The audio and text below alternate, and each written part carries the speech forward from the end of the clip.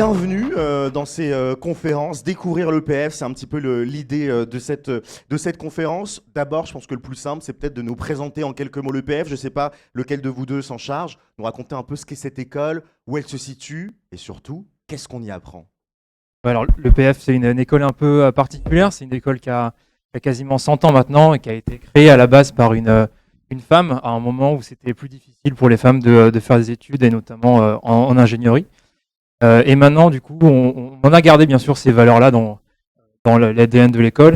Et ça fait à peu près un peu plus d'une trentaine d'années maintenant que l'école est mixte. Et puis du coup, il y a différentes possibilités, alors différentes, on va dire, thématiques qui sont abordées, que ça va de l'environnement, de la santé, de la data, etc. Je pense qu'on a l'occasion d'en reparler un peu plus tard. Ça va être quoi un petit peu les profils que vous allez prendre en termes d'enseignement de spécialité, qu'on calibre tout de suite un petit peu si on est dans les clous, si on n'est pas dans les clous?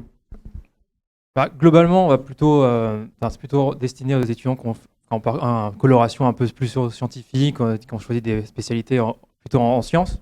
Après, on est assez ouvert, comme en école généraliste. Finalement, on aime bien aussi ouvrir les profils. Donc, effectivement, là, on parle plutôt des étudiants directement directement après le bac, mais il y a des recrutements qui peuvent se faire en cours de cursus, que ce soit par exemple avec les passerelles en cours de première année, la passerelle Sigma. Après, il y a aussi en post-prépa ou même directement en majeur pour certains qui auraient une orientation un peu plus tardive. Donc il y a plein d'opportunités pour rentrer. Stéphane, parlez-nous peut-être du campus, ou des campus d'ailleurs au pluriel. Où est-ce qu'on va retrouver l'EPF en France? On a actuellement donc 3 campus donc en France. Voilà, donc notre campus historique vient de déménager d'ailleurs, donc parce qu'on était à Sceaux donc depuis 1925 et là depuis le 3 janvier de cette année, donc c'est pour ça cette année une année particulière. Donc on est à Cachan, donc sur un tout nouveau campus avec des nouveaux locaux, donc vraiment à quelques minutes donc du centre de Paris. On a aussi un campus donc à Troyes, donc en Champagne, voilà. C'est un peu notre green campus, hein, donc un bâtiment vraiment un éco-bâtiment, hein, et un campus spécialisé un tout petit peu donc sur tout ce qui est durabilité, architecture, durabilité. La ville durable, smart, voilà. Et on a un campus à Montpellier, donc dans le sud, qui est un peu notre campus, j'ai envie de dire, donc lié à l'énergie, l'environnement, etc. Donc c'est normal puisque Montpellier est proche de la mer Méditerranée, donc du coup vous avez l'eau, le soleil, donc le vent, etc. Donc vraiment une petite coloration. Et évidemment, donc Montpellier, c'est un peu la French Tech City, hein. Donc du coup, c'est vraiment une particularité de Montpellier. Et depuis décembre dernier, donc on a ouvert aussi un campus à l'étranger, donc à Dakar, au Sénégal, voilà, qui est notre dernier campus. Et il y a un projet pour 2023, donc à Saint-Nazaire, dans le ouest de la France, voilà, donc avec un tout nouveau campus à partir de 2023. Qui dit 3 campus dit qu'on choisit dès la première année le campus où on veut aller, ou est-ce qu'il y a certains campus qui ne sont accessibles qu'un peu plus tard? Comment ça fonctionne concrètement pour ces campus? Alors globalement, surtout sur le cycle licence, les 3 premières années, les cours sont vraiment identiques sur les campus. Donc là, du coup, ça peut vraiment être un choix. Après, par contre, sur le cycle majeur, donc les cycles plutôt sur les 2 dernières années, là, en fait, les majeurs sont sur des campus. Et donc, du coup, par exemple, à Paris-Cachan, on aura plutôt la santé, l'aéronautique, etc. Donc, si jamais un élève plutôt est intéressé par ces majeurs-là, il change ou il reste dans le campus. Donc, finalement, il y a il y a une diversité. Puis après, du coup, il y a un choix et puis un transfert qui peut se faire au cours du cursus sur les différents campus. Alors c'est intéressant, vous commencez à parler un petit peu des majeurs. Qu'est-ce qu'on va étudier concrètement à l'EPF? Quels sont les grands domaines de spécialisation? Effectivement, ça c'est une très, très bonne question. Puis surtout quand on a une vision un peu plus lycéen, on se dit voilà, j'ai un cours de maths, un cours de français, etc. Il faut se rendre compte que typiquement ça va très, très, très, très rapidement s'arrêter. Vous allez avoir très progressivement une transformation plus par projet, avec une grosse modification notamment au niveau de la 3e année. Et moi qui interviens beaucoup plus en majeur, moi j'ai des cours par exemple en ingénierie santé sur l'imagerie médicale. Donc est-ce que c'est un cours de physique, est-ce que c'est un cours de santé ou autre, je sais pas, mais c'est un peu tout à la fois. On a beaucoup de projets, donc là avec des projets en lien avec l'entreprise, etc. Donc il y a une transition progressive vers les vraies questions que se pose un ingénieur, un jeune ingénieur. Enfin, c'est aussi ça notre rôle de vous accompagner dans cette transformation-là. Bien sûr, au début, vous devez avoir un certain nombre de connaissances et de compétences à développer pour les bases en tant qu'ingénieur. Puis après, progressivement, vous met en situation, on vous accompagne. Vous avez le droit à l'erreur pendant la scolarité, puis pour vous préparer le maximum pour que vous soyez des ingénieurs, on va dire, éclairés et que tout se passe bien par la suite. Il y a une grande variété de diplômes. On peut peut-être commencer par le diplôme le plus emblématique, entre guillemets, en tout cas celui qui sera le plus parlant. C'est le diplôme d'ingénieur généraliste en 5 ans, c'est ça? Est-ce que vous pouvez nous en dire quelques mots? Comment on forme des ingénieurs généralistes en 5 ans? 3-4 mots donc, sur le diplôme d'ingénieur. Donc, tout d'abord, donc, c'est un diplôme accrédité par la Commission des titres des ingénieurs, hein, donc la CTI. Donc, c'est très important, simplement parce que c'est un label qui garantit la qualité du diplôme. Hein. Donc, le cursus est organisé en ce qu'on appelle maintenant donc, le système de Bologne, hein, le 3+2. Voilà, donc, et sachez que vraiment, les 3 premières années donc, vous donnent les fondamentaux, on va dire, pour devenir un bon ingénieur. Hein. Donc, vous avez évidemment donc, mathématiques, physique, chimie, etc. Mais vous avez bien sûr aussi informatique, mécanique, vous avez un peu de droit, vous avez de communication, vraiment tous les domaines, donc les fondamentaux qu'il vous faut pour après vous spécialiser. Hein. Avec une pédagogie un peu particulière, donc peut-être on aura l'occasion d'en parler, donc vraiment une pédagogie par projet, une pédagogie assez innovante, entre guillemets, parce qu'on aimerait bien que les élèves sont assez rapidement donc, professionnalisés, entre guillemets, et qu'ils s'impliquent vraiment, que ce ne soit pas uniquement des cours, on va dire, théoriques, etc., où le prof parle et les élèves donc, sont assis sur un banc et écoutent. Et les 2 dernières années, nous, on appelle ça les majeurs. Hein, donc voilà, en Europe, on dirait les masters. Donc en gros, c'est là où les élèves peuvent après se spécialiser. Hein. Et comme nous sommes une école généraliste, ça va vraiment de l'aéronautique à l'informatique, à l'énergie, à l'environnement, à l'engineering and management, etc. Donc vous avez vraiment un panel de spécialisation pour après, donc une fois les fondamentaux acquis, hop, vous spécialisez et vraiment donc devenir donc l'ingénieur que vous souhaitez devenir. Alors peut-être que tu peux nous parler des parcours binationaux, peut-être que c'est intéressant aussi, c'est un autre diplôme qu'on propose. Voilà, donc effectivement, donc vous avez à la fois donc, des diplômes conjoints. Donc par exemple, on a une formation franco-allemande qui, sur 5 ans, vous amène à la fois à Munich et à la fois donc, à l'EPF. Donc la première année à l'EPF, la deuxième année à Munich, la troisième année à l'EPF, la quatrième à Munich, et qui amène donc vers un diplôme conjoint. Donc, et c'est assez intéressant parce qu'on aura l'occasion d'en parler, mais vous allez donc acquérir des compétences linguistiques, bien sûr, d'autres approches, vous allez découvrir plusieurs, 2 pays en tout cas, et vous allez pouvoir dire vraiment, j'ai obtenu donc un diplôme reconnu dans les deux pays. Voilà, donc en gros, un parcours vraiment sur 5 ans, et on a une formation un peu similaire donc avec le Québec. Voilà, avec Sherbrooke. Et sachez qu'à la fin, donc au niveau master, vous avez aussi la possibilité, pour ceux qui ne souhaitent pas immédiatement s'engager dans une formation conjointe, voilà, dès la première année, vous pouvez aussi faire un double diplôme un peu plus tard, donc en 4e, 5e année. Voilà, donc ça vous laisse un peu plus de temps donc, pour réfléchir, etc. Je suis en terminale. Terminale, t'as pris quoi comme enseignement de spécialité? Je suis en terminale STI 2D. Ok, donc plutôt un bac technique, technologique. C'est quoi les matières que tu préfères en STI 2D? J'aime bien sciences de l'ingénieur, physique et maths. Alors déjà, première question, merci beaucoup. Première question, est-ce que les bacs plutôt technologiques, ils peuvent candidater? Et puis, est-ce que quelqu'un qui aime les sciences de l'ingénieur, la physique, est-ce qu'il a sa place et est-ce qu'il a ses chances chez vous? Ah bah quelqu'un qui aime les sciences d'ingénieur, la physique, c'est un profil presque type. C'est vrai que à partir du moment où là, il y a une appétence vers ce monde-là, nous on est prêt à vous accueillir. On a effectivement, on offre aussi une diversité de portes d'entrée, donc il ne faut pas hésiter aussi à postuler via différentes portes d'entrée, même effectivement il y a des parcours spécifiques pour ceux qui viennent de STI 2D. Contrairement à d'autres formations, on a un taux d'encadrement, c'est-à-dire un nombre d'élèves par enseignant qui est assez faible. Donc finalement, il y a un accompagnement qui se fait aussi au fur et à mesure des années.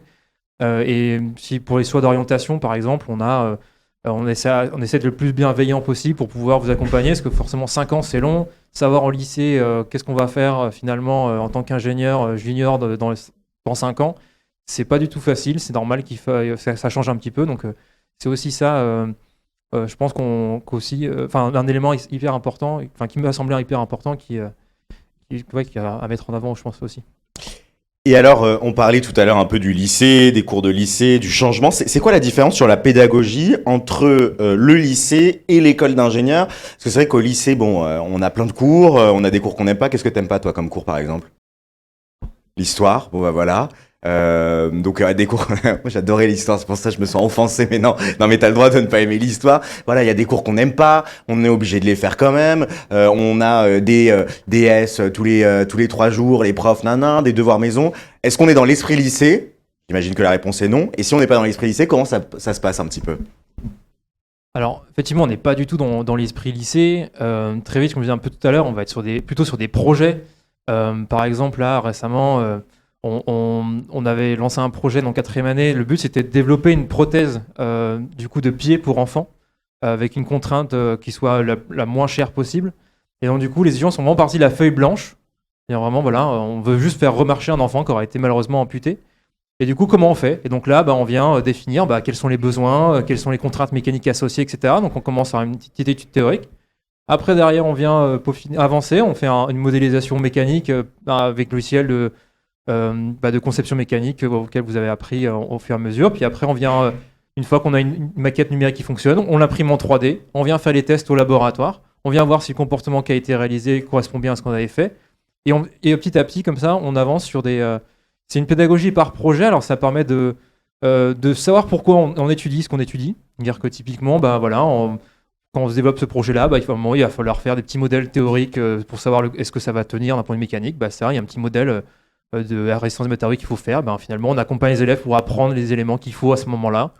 Pareil, derrière, il faut savoir utiliser une machine de compression pour pouvoir tester la prothèse. Donc du coup, on vient faire un petit cours, une petite formation, etc.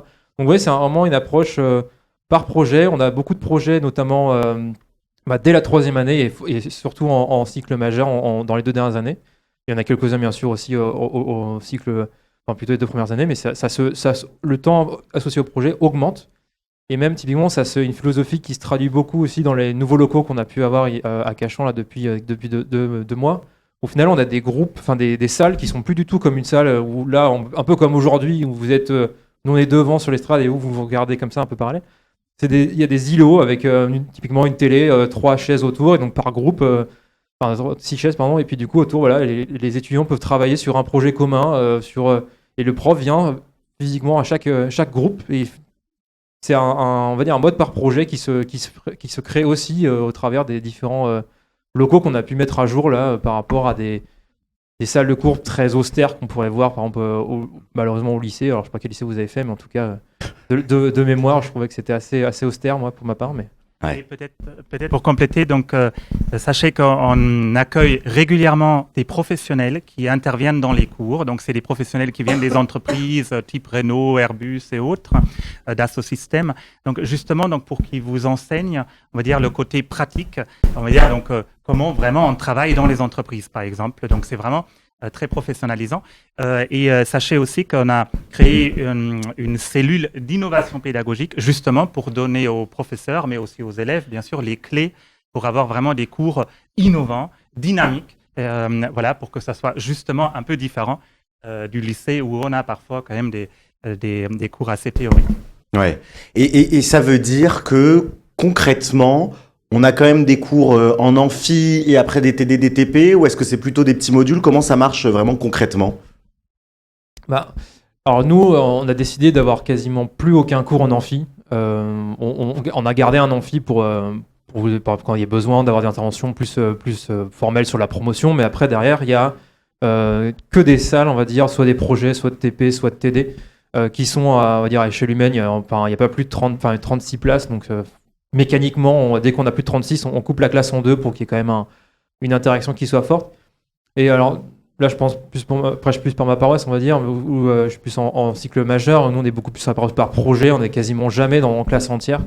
Donc concrètement, c'est quelques cours théoriques alors, quand il y en a besoin pour les projets notamment, qui sont faits en classe entière, mais assez vite, on a plutôt des petits groupes, que ce soit pour les TP, que ce soit pour les TD. Et maintenant, en plus, on a de plus en plus d'outils en interne pour pouvoir faire des travaux pratiques. Moi, je suis beaucoup en ce moment intéressé par des approches projets sur du sport de haut niveau notamment. En ce moment, je suis beaucoup intéressé par le rugby et pour la partie recherche. Et c'est des choses que j'injecte aussi dans la pédagogie. Je vais prendre des étudiants avec moi aussi pour faire qu'ils apprennent des nouvelles méthodes, mais au travers de ces projets-là aussi.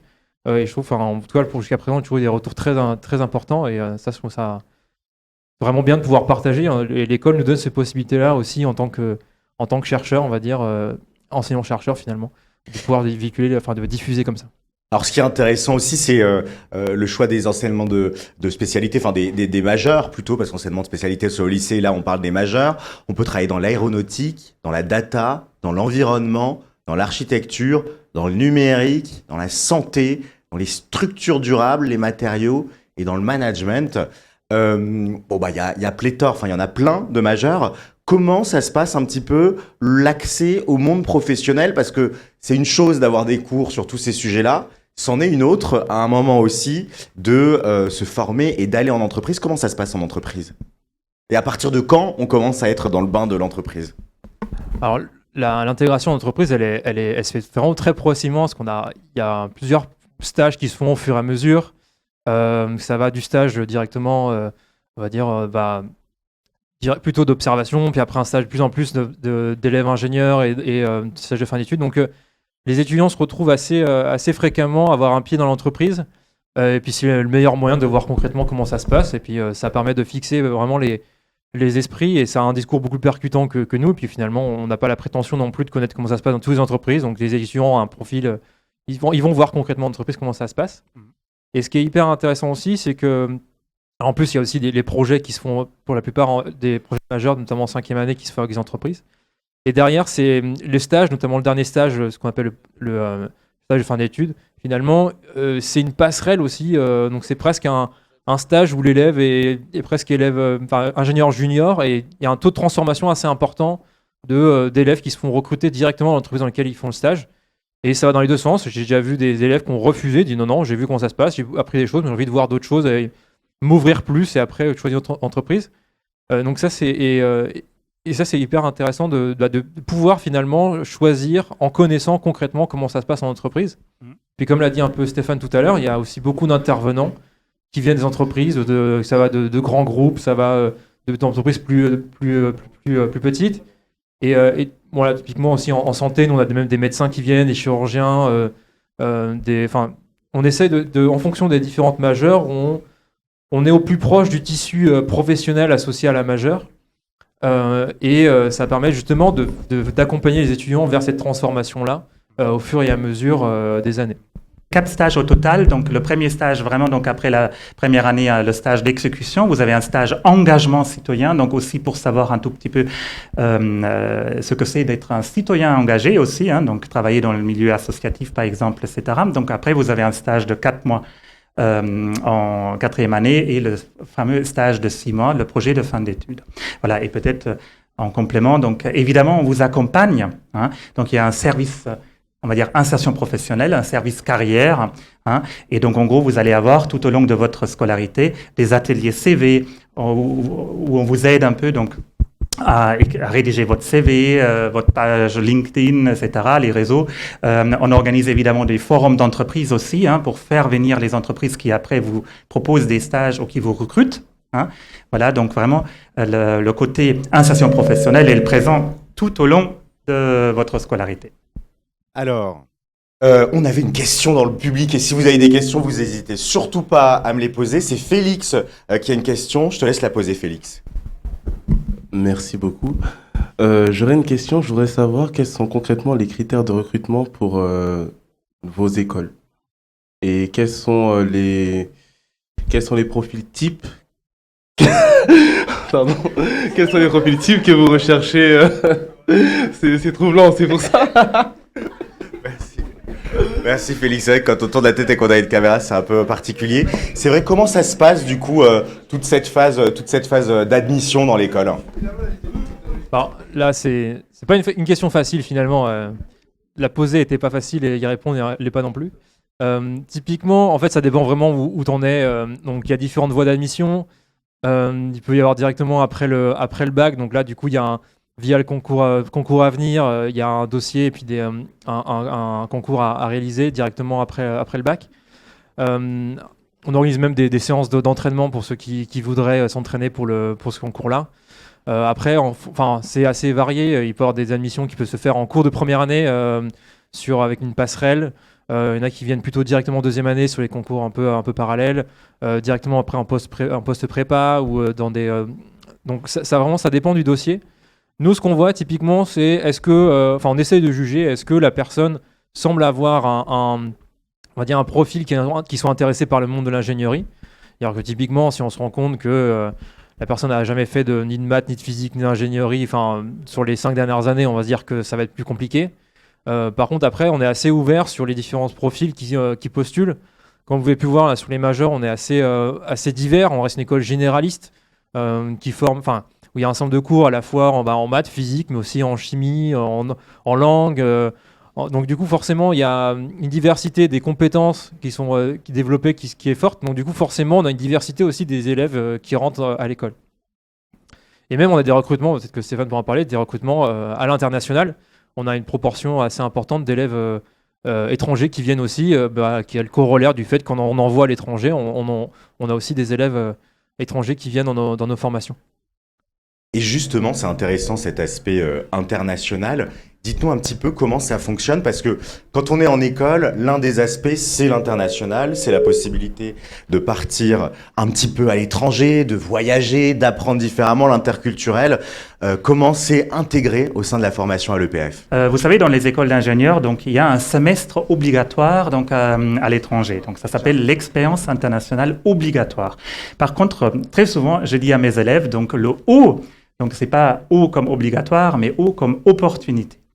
Simplement pourquoi ? Parce que les élèves qui partent à l'étranger, vous pouvez vous imaginer, donc quand ils reviennent, ils ont non seulement amélioré, on va dire, leurs compétences linguistiques, mais aussi ils reviennent en étant un peu plus matures, parce que en étant un peu plus autonomes, et ils ont découvert d'autres cultures, et souvent ils se sont créés aussi un réseau professionnel. Il ne faut pas oublier, partir à l'étranger, c'est des expériences interculturelles, c'est des amitiés, mais c'est aussi des approches différentes dans une certaine discipline, et c'est aussi un nouveau marché de l'emploi potentiellement. Voilà, donc c'est pour ça, donc nous on tient beaucoup à cette expérience internationale. Donc pour faire vite, on a un réseau de 150 universités partenaires. Donc vous pouvez partir dans une université partenaire. Vous connaissez le programme Erasmus par exemple pour l'Europe, mais évidemment il y a d'autres possibilités un peu partout dans le monde. Vous pouvez aussi faire un stage, donc à l'étranger. Donc, et vous pouvez faire des doubles diplômes. Donc, on a à peu près une trentaine de doubles diplômes avec des universités étrangères. J'en ai présenté, par exemple, le double diplôme, le diplôme conjoint avec Munich, mais on a vraiment donc noué des doubles diplômes, donc qui vous permettent d'obtenir à la fois notre diplôme et en ayant passé une année et demie chez le partenaire, donc de revenir avec son diplôme. Okay ? Donc l'international est vraiment présent dans votre formation. Et en dehors de ça, bien évidemment, on accueille aussi, puisqu'on vous envoie donc à l'étranger, mais on accueille aussi des étudiants internationaux qui font soit les 5 années chez nous, mais parfois qui viennent aussi pour un semestre, 2 semestres en échange. Et bien sûr, on oublie souvent, on a aussi des professeurs invités, donc des professeurs qui viennent de l'étranger. Et on a aussi des enseignements conjoints avec des partenaires à l'étranger, en Israël par exemple, etc. Et je termine, la dimension internationale, c'est aussi les langues. Évidemment, donc à l'EPF, tout le monde apprend l'anglais plus 1-2 autres langues étrangères. Et c'est aussi, donc, évidemment, l'emploi après. À peu près 30% de nos élèves démarrent après leur emploi, leur carrière professionnelle à l'étranger. Donc, vraiment, une forte dimension internationale. Et malgré tout, donc, je sais que vous savez très bien que le contexte était un peu compliqué ces dernières années, mais on a maintenu quand même la mobilité internationale là où on pouvait. Et on est très confiant. En tout cas, on a hâte de pouvoir à nouveau envoyer des élèves vraiment comme il se doit, sans fermeture de frontières à l'étranger. Un petit mot en plus sur ces questions internationales, allez-y. Juste pour fixer les esprits, donner un petit exemple. Il y avait une étudiante qui était partie en stage qui était en majeur et qui était partie en stage dans une entreprise en France. Et puis, en fait, ils se sont rendus compte assez vite qu'elle parlait chinois. Et du coup, dès qu'ils se sont rendus compte de ça, et progressivement, elle est devenue la référente du pôle développement en Chine de l'entreprise. Et là, ils l'ont embauchée derrière. Et forcément, enfin, là, une carrière qui a explosé dès le début au travers de cette compétence-là qui, au final, a été passée un peu à la trappe quand ils ont vu le CV, étonnamment. Et dès qu'ils s'en sont rendus compte, ça lui a fait vraiment un plus et un début de carrière qui est très prometteur maintenant grâce à cette compétence-là qu'elle a développée au fur et à mesure de sa scolarité notamment. Et, peut-être un dernier mot sur l'international. Donc, sachez que l'international peut vraiment faire la différence sur votre CV. Hein. Donc voilà, parce que le monde est globalisé aujourd'hui. Donc vous allez travailler dans des grandes entreprises ou même des PME, mais qui ont des clients à l'étranger, qui ont des équipes à l'étranger, qui ont des filiales à l'étranger, etc. Et donc si vous vous présentez à la DRH lors de l'entretien, etc. Et donc, en gros, si vous pouvez montrer que vous avez obtenu un double diplôme ou au moins fait donc, un semestre à l'étranger, si vous parlez plusieurs langues, ça peut faire toute la différence. Voilà. Et alors, une question aussi qui est en lien, vous avez commencé à le faire. Je vais d'abord la poser aux jeunes qui sont avec nous. Quand on vous parle d'ingénieur, dans quelle filière un peu vous vous représentez? Comment vous vous imaginez comme ingénieur?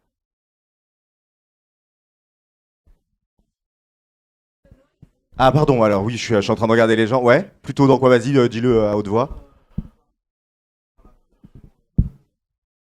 Ok, informatique, conception d'objets. Qu'est-ce qu'on a d'autre comme filière? Ouais. Génie civil, donc construction, travaux pratiques. Quoi d'autre? Ouais.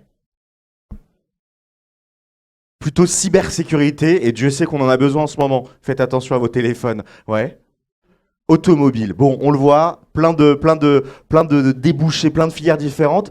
Concrètement, vos ingénieurs diplômés, où est-ce qu'ils vont travailler? Dans quelles entreprises? À quel poste? Je vous vois faire un petit geste, parce qu'ils travaillent un peu partout, c'est ça?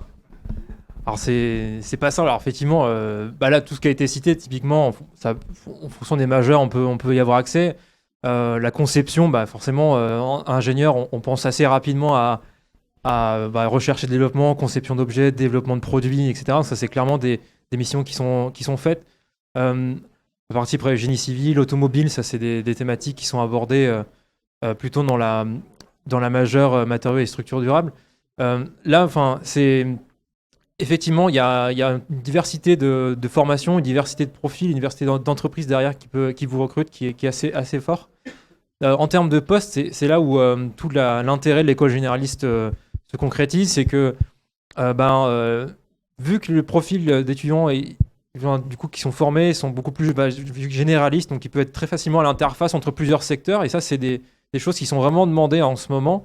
C'est des personnes qui peuvent être à la fois capables d'interagir avec les personnes qui sont en R&D, mais aussi avec les personnes qui sont sur tout ce qui va être réglementaire, toutes les personnes qui sont aussi sur la partie marketing, etc. Et donc, c'est des profils plutôt ingénieurs génériques qui se retrouvent assez facilement dans ces interfaces-là. Donc ça, c'est plutôt des postes type chef de projet, chef de produit, etc. Après, ça n'empêche pas de pouvoir faire ce qu'on appelle les bureaux d'études, c'est-à-dire ceux qui ont plutôt développé les produits, etc. Même R&D, donc recherche et développement pour des produits un peu plus innovants ou des développements sur plus long terme. Aussi du réglementaire. En ce moment, il y a beaucoup de demandes, notamment là, en santé, qui m'intéresse un peu plus, où finalement, il y a énormément de demandes dans ces domaines-là.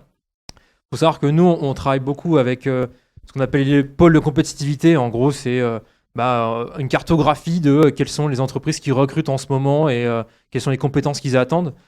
Et donc, nous, on se source aussi par rapport à ça.